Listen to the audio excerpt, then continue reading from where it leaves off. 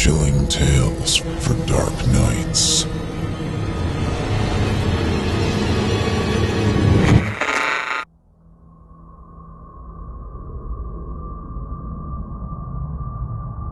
Knuckle Supper. Written by Drew Stepek. Performed here by Jason Hill. Chapter 17. Adversaries. Reynolds, wake up! My head seemed to be ballooning in and out, and my body ached like I smoked a bunch of rocket fuel and launched myself headfirst into a telephone pole. Rusted springs from a cheap cot prickled into my back. Reynolds, get up, you dumb white bitch. The memory of being beaten down propelled me up on the bed. The rocket fuel dropped into my lower bowels. Sickened, I laid back down. I struggled to open my eyes, only to realize they were covered in bandages. I felt the sides of my head. I hacked only to have phlegm rejected halfway up my esophagus and sent back down to my lungs to fester. Sliding my fingers down past my ears, I stopped at a metal collar bolted around my neck. I didn't bother trying to rip it off. The tight noose was there to stay. My nose picked up the smell of rat droppings, Ajax, and pig blood. My ears picked up the sound of a distant choir. Damn, Reynolds. They messed you up, fool. Carefully, I unwrapped the dressing that covered my eyes to reveal the vagueness of a dank room lit by a single bulb. I didn't do it to see who was yapping at me. I already knew. What's up, Cobra? I thought you were dead or kidnapped or something. My eyes started adjusting to the dark room, painfully unblurring my environment. Oh, shit. We were both in cells right next to each other. He was facing me, bound on his stomach to the plexiglass slab that was pressed up against the jail bars. He was practically crucified. One of his eyes dangled down, bringing attention to his smashed-out gold teeth. His dreads and the top of his head were cleanly chopped off. A few pins stuck out of his brain that had post-its adhered to the balls on the ends. His entire body was potholed and scaly, as if his enemies had tortured him with massive amounts of high-energy light. Around his neck was a collar. I'm sure it was the same as the one I felt around mine. His tongue lapped out of his mouth. Bitch, I wish I was dead. Man, if you're telling me I'm jacked up, I must be the Walking Dead. He coughed. Don't make me laugh. It only hurts. In all my years of fighting with Cobra, and as many times as I dreamed about seeing him dead, I never expected to see the 7-foot monster so banged up. It wasn't quite as sweet as I envisioned it. I squinted my eyes and scratched some goop off the roof of my mouth. Where are we? Where do you think, you dumb fuck? The cloth is real, and your pyro ex-girlfriend is working for them. Did you ever stop to think for a second that I ran things the way I did for a reason? Shit, Reynolds. Even your stupid albino ass should have seen this coming. What happened? The last thing I remember was Tahoe and your muscle's dead. I heard some of the guards giving props to each other for shooting his head off. Oh. How were you caught? Are you dense? We were fed to these bastards by Dez and Copperhead. The snakes are gone. I saw. The knucklers are gone too. We were popped by those bitches. My eyesight started to reach full clarity. Cobra was not a sight for sore-ass eyes. Cuts and slices covered his body, and they were infected. For some reason, they weren't healing properly. By the time it took for the wounds to get infected, even his skull should have healed. As far as the power of healing went, Cobra usually regenerated at an alarming rate compared to the rest of us, as if his antibodies were in a constant spiral. His internal strength was directly related to his street strength. There were no others like him. Looking around our cells more closely, I saw each had a toilet, a sink, and a locker. Next to the plastic-covered pillows on each side was a Bible. There were no sheets on the rotten, molding mattresses that were secured into the corroded cots, which were bolted to the concrete floor. Next to my cot, like a bedpan, was a bucket full of blood and chum. The smell was swine. I grunted and edged my way off the bed, barely able to stand from the severe drubbing I took at the Battlesnake's compound. Cobra sneezed. "Fuck," he said, pressing his nose into the glass, trying to wipe. Essentially a quadriplegic, he reluctantly smeared snot all over his face. "Need a tissue?" I joked. "You little bitch." A tooth fell out of his mouth and stuck to his lip. "If I were over there, you'd already be dead." "I guess it's convenient for me then, huh?" I surveyed the cells further. The fronts were composed of metal bars. The back and sides opposite each were brick walls with metal bars between us. The bars themselves were spaced out about 6 inches apart. I could tell that there wasn't a whole lot of give, but it wasn't going to be impossible to escape from. "Shit, Cobra. I'll be over there to unstrap you in a second. How you haven't gotten out of here yet is beyond me." "What are you doing, Reynolds?" Cobra wiggled his head around, further drenching his face with sneeze. "Dude, do they really think they can keep us in here with steel bars? These assholes need to do their homework on super strength and vampires." "No, Reynolds," he said. "Don't do it." I dropped my fingers between two of the bars. "This is nothing. I can feel the give, Cobra." "Reynolds, no!" He coughed. Just as soon as I began to feel the bars bending, 2 giant infrared lamps slipped on directly outside the front of the room and lit up Cobras in my cell. The intensity sent me rushing backward against the far end of the cell. I landed back on my bed. Frantically, I searched for a blanket, a sheet, or any kind of shield. Coming up empty, I sank my face into the synthetic pillow and tried to bury the rest of my exposed skin into the mattress. I felt smoke rising from my shoulders. The smell of burnt flesh engulfed the room. This was much more powerful than the effects of regular sunlight on our skin. It was as if the sun were a mere mile from the earth. Trying to drown out the screams of Cobra's pain, I yelled to him over the deadly hum of the lamps. "How long does it last?" His screaming stopped as he passed out from shock. I crawled and rolled around my mattress like a salamander being chased in an attempt to avoid the light. I peered out from behind my pillow to see Cobra's convulsions shaking the glass plank he was secured to. Liquefied portions of his skin gobbed off the corners of the table. I shared his pain as my veins began boiling like I was being cooked inside out. Even with the pillow bound to my face, I felt my sensitive corneas adhering to my torched eyelids. Finally, the beams powered down. I hugged my pillow as I fell off the bed and rolled around on the floor, attempting to douse any flames on my skin. I grabbed the bucket of pig stuff and I began lathering my body like I was applying aloe to sunburn. My hull began to foam as I rolled around trying to stop the pain.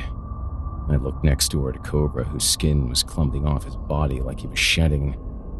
I guessed he was falling into cardiac arrest because I made out his booger decoration mixing with the blood he was vomiting. Then, he started beating his head against the table, probably to divert the pain from his back that smoldered and crusted. Breathing heavily, I stopped fidgeting around and reached into the bucket for what was left. I tossed it through the bars onto his back. Enough slop made it through the small bars to absorb and dampen much of the fire.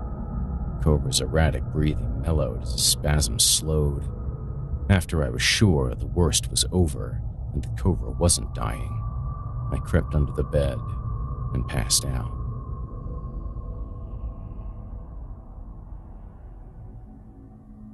That night, they shut off the lights completely, except for, I counted, 10 red motion detectors that continuously scanned both cells. I was hungry. I was hungry for heroin, but since I used my bucket of pig slop to save our lives, and because I was still recovering from my beatdown at the compound, I was much more in need of blood. A neon clock that centered in the back wall between us helped light up our cells. When the clock hit midnight, the looped, soothing female voice recited the Lord's Prayer. In the relative tranquility, I thought about Bate and all the horror I had gotten her involved in. I pulled her ID out of my back pocket. Skyline Junior High, Peoria, Arizona. I only hoped that Pico took Tahoe's death and my disappearance as a signal to take her from the Batwangers and get out of Los Angeles. If the Wangers didn't turn her out, I feared somehow that Dez and whatever crew he was rolling with would get their hands on her. Most likely, Dez figured the cloth just killed us. If he and Copperhead had a brain to share between them, they would stay clear. It was pretty lame that the two most protected and revered bangers in Los Angeles ended up where Cobra and I were. I never should have let Dez hang out with Copperhead, and Cobra shouldn't have either. Rather than bringing our two syndicates together, they tore us inside out. We need heroin. I looked through the smoke that projected the red security beams. What did you say? Cobra was almost too faint to hear as he tried to speak. I didn't say shit. I must be hearing things. You should have heard what I told you. His tongue clicked around in his mouth. You gonna listen to me next time? I've been in here a few more days than you. I know the deal. How are you feeling? How do you think I feel? He coughed. Damn it. I'm strapped down, you stupid white bitch. I ripped the cover off the Bible next to my bed and began brushing dead skin off my body. Even if you weren't, I think I could kick your ass. You messed up. He breathed. How long was I out before you woke me up? I asked, scraping the corners of my bucket for leftover blood. I took the scarce amount and rubbed it into my eyes, trying to get my eyeballs free from my eyelids. I haven't been keeping track. A few days. They kept you sedated with a slow drip of some kind of sedative. Water. Small amount of blood. They also run those high beams over there on low frequency to drain your energy. They never want you strong enough to get out of here. I'm not healing at all because they keep firing me up. A few days without heroin. There it was again. It was no surprise that I was hearing weird things considering my predicament, but this was different. As if my withdrawal was talking to me. I blinked my gooey eyes free. Why? Why don't they just kill us? He groaned. Exactly. I limped over to my sink and splashed warm water on my face. Then, I tilted my head back and swished some more water around my eyes. How did you end up on that table? I'm tougher than you. They can't really keep me down with anything. From the get-go, they tried a couple different things that didn't do nothing. At one point, I ripped one of the guards' arms off. That's when they brought in about 10 assholes with cattle prods and started the tanning lights. After I was weak enough, they stuck me onto this table. I tried to pull a paper towel out of the dispenser next to my sink, but it was empty. Come on, I griped. I wiped my hands on my jeans and walked across the motion detectors. Don't worry, they don't do anything, he said. I think they're just monitoring our movement, studying us or some shit. I moved closer to him to get a bird's eye view. A portion of his brain was visibly absent. When did they scalp you? I asked. They didn't scalp me, bitch. Your little asshole friend and Copperhead did this to me. They came at me like 40 deep. They fucked me up and left my body on the doorstep of this place with a note. That's when these psychos started in on me. I bent my neck and studied him. Hey, what are you looking at, Reynolds? Get back to bed. I conceded and returned to the mattress. I was happy he couldn't see himself because he was an awful specimen to observe. What are these clowns doing to us? I don't know. Saving us, maybe. The amplified Lord's Prayer being piped into our cells grew louder. I tried to talk over the prayer. "Why?" I asked. "Don't you know where you are, Reynolds? This is where you were born." "Yeah, right, I was born in the streets." He coughed a little more and swallowed another loose tooth. "You weren't born on those streets, fool. None of us were. We were all born here when we were kept alive in a coma until they thought we were ready to be on the streets." "Whatever. How do you know all that?" "Because I'm the one who dumped most of you out there. I set up the territories. They made us. With some kind of experiment. I don't know much, but what I do know, you don't want to know." As unconvinced as I was, I couldn't help but believe him. It made sense in a lot of different ways, and it answered the most basic question of why didn't we remember being kids? Why? I don't know. I just did as I was told. I rarely talked to anyone. I'd get a delivery time. I'd come out to the alley behind the church we're in right now and then go dump people on Skid Row or any shitty alley. If the kid looked queer, I'd dump him near you. If not, I'd dump him near me or just take him back. All I know. You're going to have to ask them. When did it stop? About 15 years ago. Well, how long have you been around, Cobra? Wait. Is there any chance I can call you something other than Cobra or King Cobra? I feel weird calling you that. I always have. His voice dropped. I ain't got no other name, bitch. That's the name I gave myself. It's just that... I slowed down to think through how to approach the lameness of the Battlesnake's name. He was nailed to a table. There was no better time. It seems kinda comic booky. Obviously it came from somewhere. Are you dumb, Reynolds? I'm not going to give you a history lesson. It's simple. It sounds like rattlesnakes. It sounds badass and it commands respect. Maybe in the 70s, I said. What did you just say? You heard me. If you guys are such hardcore Rastas, why wouldn't your name be, like, the Judah Lions or something? He paused for a minute and confessed. We weren't always Rastafarians. In the 70s, we wanted to be more about black power and that shit. We wore berets with snakes on the front. Then, why not the Black Mambas or something? He paused again. After that, we rolled into the blaxploitation Petey Wheatstraw shit. I tilted my head. Hey, I saw that movie. I named my dogs after Leroy and Skillet, as two comedians from Sanford & Son. You named your dogs after black people, fucking cracker ass. What does it matter now, asshole? Copperhead and your boys killed them. Every one of my gang's an adult bitch. There ain't no boys. What's your problem? Don't you think we should be worrying about more than me naming my dogs after comedians? You started this shit.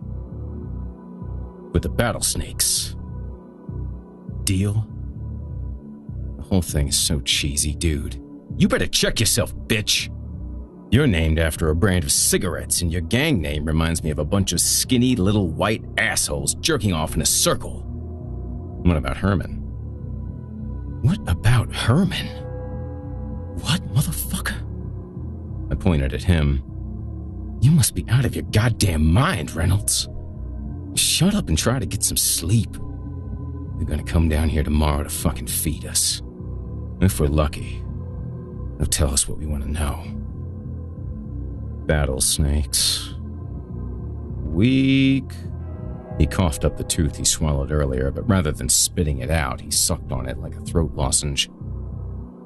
I'm not even about to listen to you anymore, fool. I'm also going to kick the living shit out of you if we ever get out of here. Good night, Herman. I yelled over the Lord's Prayer. You're a dead-ass bitch, Reynolds. Dead ass bitch. Good night, RJ. Good night. Weird, creepy voice. Good evening. This is Jason Hill, host of the Horror Hill podcast. You've been listening to a chapter from the award-winning novel Knuckle Supper by best-selling author Drew Stepek. Knuckle Supper, Ultimate Gutter Fix Edition, and its critically acclaimed sequel, Knuckleballed, are available now from Bloodbound Books.